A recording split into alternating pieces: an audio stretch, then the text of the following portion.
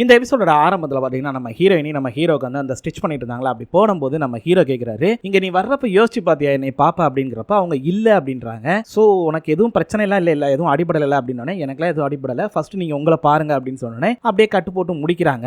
நம்ம ஹீரோ கிளம்புறப்ப சரி ஓகே நீ போய் ரெஸ்ட் எடு கொஞ்சம், நான் வந்து ஹெட் குவார்ட்டர்ஸ் வரைக்கும் போயிட்டு வந்துடுறேன் அப்படின்னு கால் பண்ணணும் அப்படின்னா ஹெட் குவார்ட்டர்ஸ் தானே போகணும் அப்படின்றாங்க. ஆமா அப்படின்னு சரி அப்போ நானும் வர்றேன், எனக்கு ஒரு ஃபோன் கால் பண்ணணும் அப்படின்றாங்க. சரி அப்படின்னு கட் பண்ணி ஹெட் குவார்ட்டர்ஸை காட்டுறாங்க. அங்கே நம்ம ஹீரோயினி அப்படி ஃபோன் எடுத்து கையில் வச்சுட்டு என்னமோ யோசிச்சுட்டே இருக்காங்க. நம்ம ஹீரோ அங்கே இருக்கிற இன்னொரு சோல்ஜர்ட்ட சரி எப்போ வந்து டவர் வரும் அப்படின்னு சார் 2-3 நாள் ஆகும் சார் அப்படின்றாங்க. நம்ம ஹீரோயினி இப்போ யாருக்கு ஃபோன் பண்ணுறாங்க அப்படின்னா இறந்து போனார்ல மேனேஜருக்கோ, அவர் வந்து கடைசியாக சில வார்த்தைகள் பேசியிருப்பாரு, அதை சொல்லணும் அப்படிங்கிறக்காக ஃபோன் பண்ணுறாங்க. ஃபோன் பண்ணி இந்த மாதிரி நான் டாக்டர் பேசுகிறேன், உங்கள் அப்பா கடைசியாக ஒரு சில வார்த்தைகள் சொன்னார், ஸோ அதை நான் உங்ககிட்ட சொல்லணும் அப்படின்னு சொல்லிட்டு அவங்க பேச ஆரம்பிக்கிறாங்க.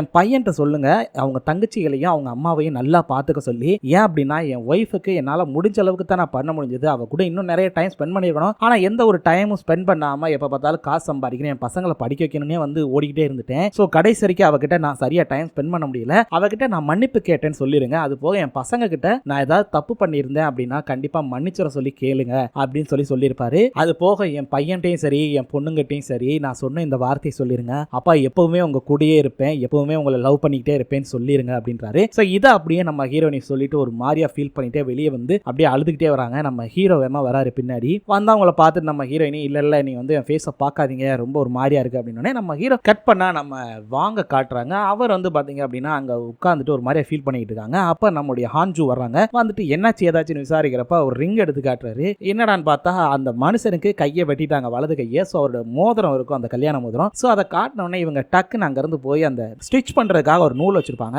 அதை எடுத்து வந்து அந்த ரிங்கில் போட்டு கட்டி அவங்க கழுத்துல போட்டு விட்டுறாரு, பத்திரமா வச்சுக்கோங்க அப்படின்னு சொல்லிட்டு நம்ம வாங்க ஒரு மாதிரி பாக்குறாரு. பார்த்து சிரிச்சுக்கிட்டு அப்படியே 2 பேரும் கிளம்புறாங்க. இவங்க 2 பேருக்குள்ளேயும் ஒரு டிஃபரெண்டான பாண்டிங், பட் லவ் தான் இவங்களுக்குள்ளேயும். நம்ம ஹீரோவை காட்டுறாங்க. வந்தவர் நம்ம ஹீரோனியை இன்னைக்கு நீ உண்மையிலே நிறைய நல்ல வேலை பார்த்துருக்க தெரியுமா, இதனால் அந்த ஃபேமிலி எந்த அளவுக்கு சந்தோஷப்படும் தெரியுமா அப்படின்றாரு. ஸோ அதை சொன்னோன்னே இவங்க ஒரு மாதிரியா ஃபீல் பண்ணிட்டே இருக்கும்போது சரி ஓகே என்னால் முடிஞ்ச பெஸ்ட்டை நான் செய்கிறேன், நீ வந்து அழுகாத அப்படின்னு சமாதானமும் படுத்துறாரு. அப்போ டக்குன்னு நம்ம ஹீரோ ஆக்சுவலி உனக்கு ஒரு விஷயம் தெரியுமா, இறந்து போனவங்க எல்லாம் நட்சத்திரமா இருப்பாங்கன்னு சொல்லுவாங்க தெரியுமா அப்படின்னு. ஆமா அப்படின்றாங்க. ஸோ அப்படியே வானத்தை பாரு, இன்னைக்கு இறந்து போனவங்க எல்லாரும் உயிர் தியாகம் பண்ண எல்லாருமே மேல வானத்துல நட்சத்திரமா ஜொலிச்சுக்கிட்டு இருக்காங்க, நீ எதுக்காகவும் அழுகாத அப்படின்றாப்ல. ஸோ அதை பார்த்தோன்னே நம்ம ஹீரோயினி ஒரு மாதிரி ஃபீல் ஆயிடுறாங்க. அப்படியே கட் பண்ணா நம்ம டேனியலை காட்டுறாங்க. அவர் வந்து காரை ரிப்பேர் பண்ணிட்டு இருக்கும்போது அவங்க ஒய்ஃப் இருப்பாங்க. சரி போதுங்க, இன்னைக்கு நீங்க நிறைய ஹெல்ப் பண்ணிருக்கீங்க, இன்னும் ஏன் நீங்க வந்து ஒர்க் பண்ணிட்டு இருக்கீங்க, கொஞ்சம் ரெஸ்ட் எடுக்கலாம்ல அப்படின்றப்ப என்னமா சொல்ற, இது ரொம்ப முக்கியமான வேலை, நான் இதை பண்ணியே தீரணும் அப்படின்றாரு. ஒன்றும் பிரச்சனை இல்லை, இப்போ என்ன உனக்கு டயர்டா இருக்கா, பசிக்குதா, சரி ஓகே நான் இதை முடிச்சுட்டு உடனே வந்துடுறேன், 2 பேரும் உட்காந்து சேர்ந்து சாப்பிடலாம் அப்படின்றாரு. அவங்க ஒரு மாதிரியா கோச்சிட்டு போறாங்க.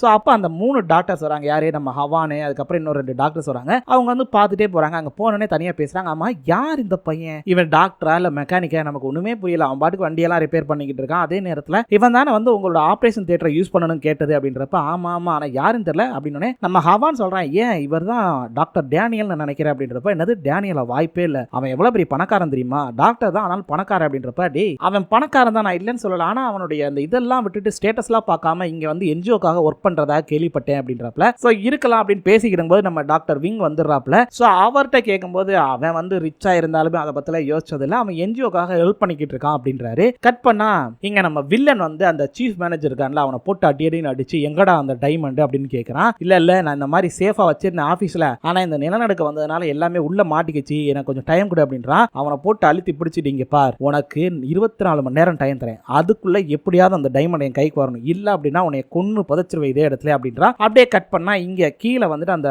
சேஃப் பாக்ஸை காட்டுறானுங்க. அந்த இடத்துல ஏதோ கேஸ் லீக் ஆயிட்டு இருக்கு. அப்படியே சல்லு தள்ளி கொண்டு வந்து நம்ம மேனேஜர் கோ வந்து திடீரே இருப்பார்ல ஒரு பையன், அந்த பையன் உள்ள மாட்டிக்கிட்டு இருக்கான். கட் பண்ணா இங்க விடிஞ்சிருது. அப்போ வந்துட்டு திடீர்னு வந்துட்டு ஒரு மிஷினை வச்சு எல்லாத்தையும் இது பண்ணிட்டு இருக்காங்க. இந்த மேனேஜர் வந்துட்டு சூப்பர் வேமா இது பண்ணுங்க, டக்கு நேரடியாக அப்படியே ஆஃபீஸ்க்குள்ள போங்க அப்படின்றான். உடனே டக்குன்னு இவங்க ஸ்டாப் பண்ணுங்க அப்படின்ட்டு சரி ஓகே இதுக்கு மேல இந்த இதை யூஸ் பண்ண வேணாம், எல்லாரும் வந்து மேனுவலா சர்ச் பண்ணுங்க அப்படின்னு சொல்லிட்டு கிளம்புறாங்க. இவன் இருந்துட்டு என்ன விளையாடுறீங்களா, கொஞ்சமாவது அறிவு இருக்கா இல்லையா உங்களுக்கு, ஏன்டா இப்படி பண்றீங்க, உள்ள முக்கியமான டாக்குமெண்ட் லாக் ஆயிருக்குன்னு சொன்னேன்ல, அதையும் மீறி இப்படி பண்ணாதீங்க, எனக்கு எடுத்து கொடுங்கடா அப்படின்னு கேட்டுக்கிட்டு இருக்காரு. யோ வெயிட் பண்ணு, அவசரப்படாத, இதுதான் எங்களுடைய கடைசி தேடுதல், யாராவது உயிரோட இருக்காங்களான்னு பாக்குறது, சோ நாங்க அதை முடிச்சுட்டு உனக்கு செய்யணும் அப்படின்னு சொல்லும் போது அவன் ஒத்துக்க மாட்டேங்கிறான். உடனே நம்ம ஆளுங்க 2 பேரும் அவனை தூக்கி கொண்டு போய் விட்டுட்டு இவங்க எல்லாம் கிளம்புறாங்க. அப்படி கிளம்பும் போது நம்ம லீ சொல்றாப்ல, டே இங்க பாருங்கடா, இனிமே நம்ம வந்து திரும்ப உள்ள போக முடியாது, இதுதான் கடைசி தேடுதல், சோ யாராவது உயிரோட இருக்காங்களா அப்படிங்கறத தேடி பாருங்க, முடிஞ்ச அளவுக்கு வேகமா முயற்சி பண்ணி தேடுங்க அப்படின்றாப்ல. அவங்களும் ஓகே சார் அப்படின்னு சொல்லிட்டு எல்லாம் கிளம்புறாங்க. சோ நம்ம ஆளுங்க எல்லாரும் வந்து உள்ள போறாங்க. நம்ம டாக்டர் ஹவான் அப்புறம் இன்னும் 2-3 டாக்டர்ஸ் எல்லாரும் எல்லாருமே உள்ள போறாங்க.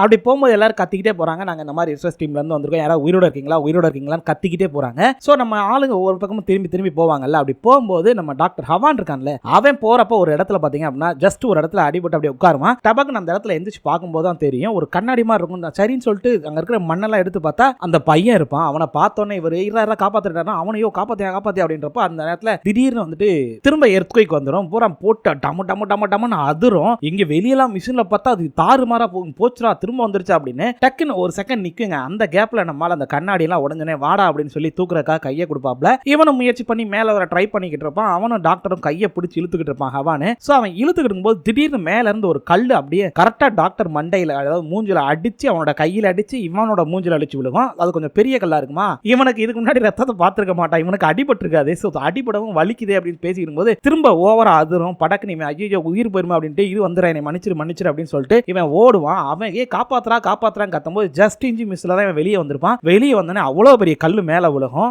அவனுக்கும் அடிபட்டுரும், இவனுக்கும் அடிபட்டுரும். அப்போ ஒரு சோல்ஜர் வந்து என்னாச்சு டாக்டர், உங்களுக்கு ஒன்றும் பிரச்சனை இல்லை அப்படின்றப்ப எனக்கு ஒன்றும் பிரச்சனை இல்லை அப்படின்னு சொல்லிட்டு உள்ள ஒருத்தர் இருக்கான் அப்படின்னு ஒரு மாதிரியா பேசுவான். டாக்டர் ஒரு நிமிஷம் நீ பாருங்க உங்களுக்கு ஓகே தானே அப்படின்னு கேட்டேன். ஓகே அப்படின்னு டக்குன்னு சுயநலம் வந்துட்டு உள்ள ஒருத்தர் இருக்கான் உயிரோட இருக்கான், அதுவும் சிக்கிட்டு இருக்கான், கொரியன் தான் அப்படின்னு எல்லாமே சொன்னேன். அவனும் ஒரு மாதிரியா பாக்குறான். இவன் டாக்டர் ஒரு பக்கம் பயந்த வாக்குல இருக்கான். அதே நேரத்தில் நம்ம லீ என்ன பண்றாப்ல அப்படின்னா நம்ம பார்க் கிம் இருக்கான்ல அவன்கிட்ட வந்து இதை கொடுத்துட்டு வாக்கி டாக்கியை கொடுத்துட்டு இங்க பாரு 10 டிகிரிக்கு மேல போச்சு அப்படின்னா டக்குன்னு எனக்கு இன்ஃபார்ம் பண்ணிரு அப்படின்றாப்ல. சரி ஓகே சார் அப்படின்னு சொல்லிட்டு அவன் வரும்போது நம்மளுடைய யோன் வந்துடுறாங்க. யோன் வந்தோடனே ஆமா உங்களுக்கு எதுவும் அடிப்படலை அப்படின்றப்ப எனக்குலாம் அடிப்படலை, ஆனா உள்ள ஒருத்தர் இருக்கா அவனை காப்பாத்துறதுக்காக போகணும் அப்படின்றாங்க. சரி ஓகே உங்க கையை கொடுங்க ஒரு நிமிஷம் அப்படின்னு அவரும் கொடுக்குறாப்ல. கொடுத்தனே டக்குன்னு ஒரு திருக்கு வாங்கல அப்படின்னு கத்துவாரு. ஆமா இதை மட்டும் சொல்லிருங்க, உலகத்திலே மகா பொய் இதுதான், அடிபட்டு ஏன் இப்படி பண்றீங்க, இருங்க பேண்டேஜ் போட்டு வரேன்னு அவங்க அழகா பேண்டேஜ் எல்லாம் போட்டுருவாப்ல நம்ம லீக்கி.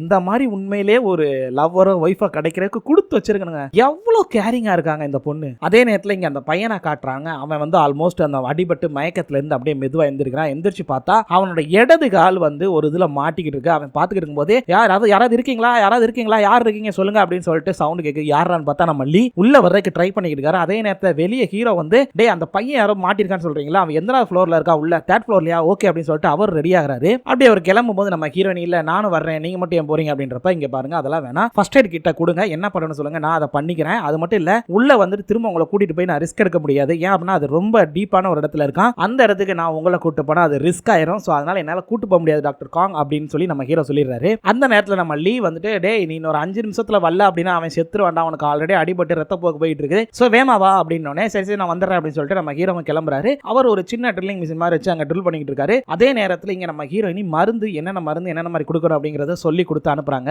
இதுல நம்ம ஹீரோ வந்துட்டு என்ன பண்ணுவார் அப்படின்னா நம்ம ஹீரோயினி அந்த மருந்து மேல அவங்களுடைய கொரியன் லாங்குவேஜ்ல எழுதுவாங்க. அப்ப நம்ம ஹீரோ ஆமா எனக்கு என்ன இங்கிலீஷ் தெரியாது நினைச்சியா, இவ்வளவு கேவலமா நினைச்சிட்டே என்னைய பத்தி அப்படிமாரு. இல்ல எதுவா இருந்தாலும் அங்க இருக்கிற பேஷண்ட்டுக்கு எதுவும் ஆகக்கூடாது அதனாலதான் அப்படின்னு இங்க வா நான் மிலிட்டரியில சேர்ந்தேனே எனக்கு ஃபர்ஸ்ட் கிளாஸே இங்கிலீஷ் தான் சொல்லி கொடுத்தானுங்க, அதனால பிரச்சனை இல்லை எனக்கு படிக்க தெரியும் அப்படின்றப்ப எதுனா இருந்தாலும் பரவாயில்ல அப்படின்னு அவங்க கொடுக்குறாங்க. கொடுத்தோன்னே வெளியே வந்தோடனே முதல் வேலையா உன்ட்ட இங்கிலீஷ்ல பேசி காட்டுறேன் பார் அப்படின்னு சொல்லிட்டு கிளம்புறாப்ல. அப்படி போறப்ப நம்ம ஹீரோயினி ஒரு மாதிரி ஏக்கத்தோட பாக்குறாங்க. உள்ள பார்த்தா நம்ம ஹீரோவும் போயிடுறாரு. அதே நேரத்தில் நம்ம லீ வந்து சின்ன ஹைட்ராலிக் மிஷின் வச்சு அந்த இதை எடுக்கிறதுக்காக பாக்குறாரு கல்ல, பட் முடியல, அவங்கள ட்ரை பண்ணிட்டு இருக்காங்க. அப்ப அந்த பையன் அம்மா வெறுங்கையாவா வீசிட்டு இருந்தீங்க 3 நாளா சாப்பிடாம உள்ளே இருக்க யாராவது சாப்பிட கொடுக்கலாம்ல அப்படின்றப்ப நம்ம ஹீரோ வெயிட் பண்ணு தம்பி அப்படின்னு சொல்லிட்டு போய் குளுக்கோஸ் எல்லாம் ஏத்திக்கிட்டு அந்த நேரத்தில் நம்ம ஹீரோயினுக்கு இன்ஃபார்ம் பண்ணிடுறாங்க இந்த மாதிரி எல்லாமே பண்ணிக்கிட்டு இருக்கமா அப்படின்னு. சரி 30 மில்லிகிராம் கொடுங்க அப்படின்னு அவங்கள கேட்கறாங்க எப்படி கொடுக்கும் தெரியும்ல அப்படின்னு. அதெல்லாம் தெரியும் அப்படின்ட்டு அவன் கையில இன்ஜெக்ஷன் போட போகும்போது அவன் டப்புன்னு எடுத்துறான். ஆமா உங்களுக்கு வந்து இன்ஜெக்ஷன் போட தெரியுமா அப்படின்றான். டேய் என்னடா இது இன்னைக்கு எல்லாருமே நீ இப்படி அசிங்கப்படுத்துறீங்களா, குர்ரா எனக்கு மிலிட்டரி ட்ரைனிங்ல ஃபர்ஸ்ட் இது தாண்டா சொல்லி கொடுத்தாங்க குர்ரா அப்படின்னு சொல்லிட்டு கையை கொடுக்கும்போது அவன் கொடுக்க மாட்டேன் அப்படிமா. இங்க வா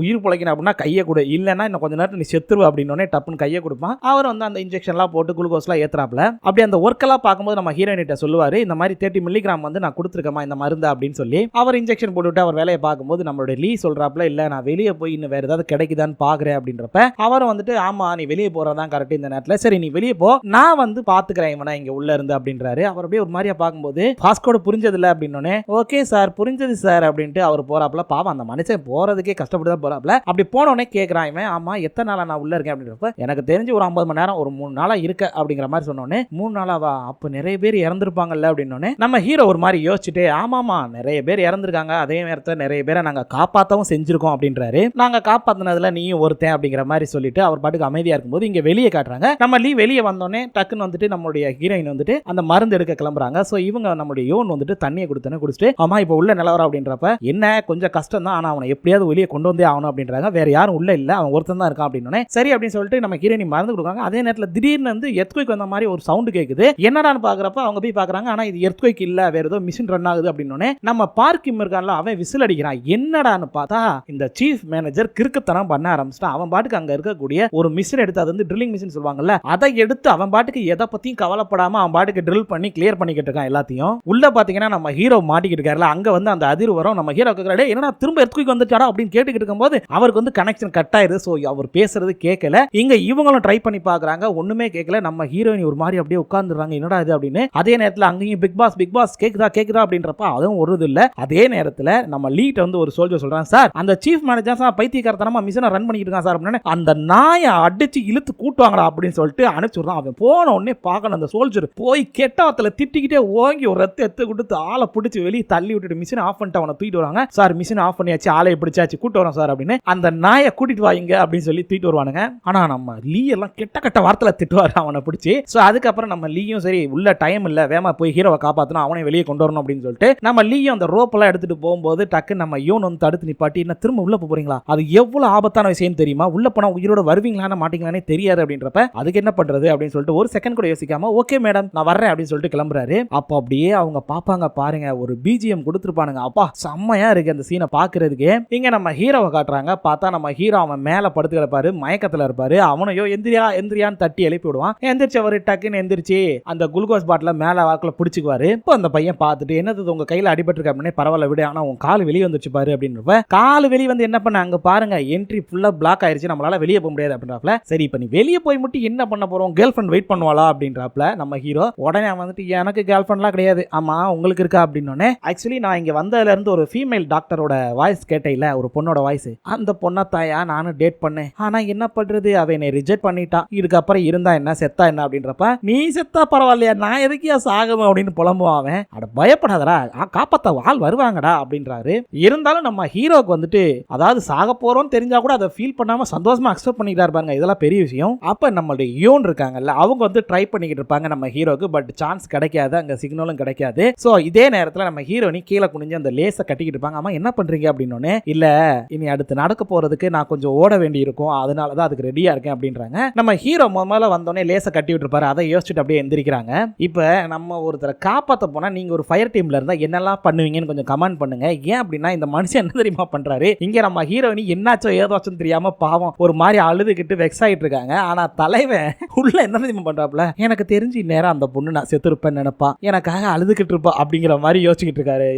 என்னையாவது உள்ள மாட்டிக்கிட்டு இருக்கியா. அப்ப டக்குன்னு அவனோட பேரு எல்லாத்தையும் கேட்டு அந்த கையில எழுதி வைக்கிறாரு. அந்த நேரத்துல பாத்தீங்கன்னா திடீர்னு கல்லெல்லாம் வந்து இதாகிற மாதிரி இருக்கு. என்னடான்னு பார்த்தா வேற யாரு, நம்ம லீ தான் உள்ள வந்துட்டாரு. நம்ம ஹீரோ எங்க மாட்டிருந்தாலும் நம்ம லீ வந்துருவாரு. ஏன்னா நான் ஏற்கனவே சொல்லியிருக்கேன் ரெண்டுமே பெஸ்ட் ஃப்ரெண்டுன்னு. சோ அவர் வந்த உடனே டேப்லெட்டை கொடுக்குறாரு, கொடுத்துன்னு எல்லாம் சிரிக்கிறாங்க. இந்த மாதிரி விக்டிமை காப்பாத்தியாச்சு அப்படின்னு நம்ம ஹீரோனி ஓடி வந்து சரி உன் பேர் என்ன அப்படின்றப்ப நான் உயிரோட இருக்கேன் அப்படின்னு புலம்பிக்கிட்டே இருக்கான். பார்த்தா கையில அந்த பேர் எழுதிருக்கு. அதை பார்த்தோன்னே கண்டுபிடிச்சிருக்காங்க நம்ம ஹீரோ உயிரோட தான் இருக்காங்க அப்படின்னு சொல்லி. சோ அந்த பையனை கூட்டிட்டு போனோடனே நம்ம ஹீரோ வெளியே வராரு. நம்ம ஹீரோனி ஒரு மாதிரியா பார்த்துக்கிட்டே இருக்காங்க. அப்ப டக்குன்னு வந்து ஒரு ரெண்டு பேர் சார் வேற யாராவது உள்ள பேசிட்டு இருக்காங்களா அப்படின்னு. இருக்காங்கப்பா, நான் தான் டெச்சர் கொண்டு வாங்க அப்படின்னு சொல்லிட்டு மானிசஸ் டெச்சர்ல படுத்துட்டு என் பேர் வந்து யூ மின் ஜின் அப்படின்னு சொல்லிடுறாரு. டக்குன்னு பாக்குறாங்க. பார்த்துட்டு நம்ம ஹீரோனி சரி நான் போய் வேற பேஷண்ட் எல்லாம் பாக்குறேன் அப்படின்னு டக்குன்னு கையை பிடிச்சிட்டு நம்ம யூனை பார்த்து ஆமா நான் என்ன சொன்னேன், உன் ஆளு உள்ளதானே இருக்காருன்னு சொன்னேன், எனக்கு ஹெல்ப் பண்ணு அப்படின்றாரு. அவங்களும் வந்துட்டு சரி நீங்களே இந்த பைத்தியக்கார பேஷண்ட பாத்துக்கோங்க, நான் வெளியே போய் பாத்துக்கிறேன் அப்படின்னு அவங்க கிளம்புறாங்க.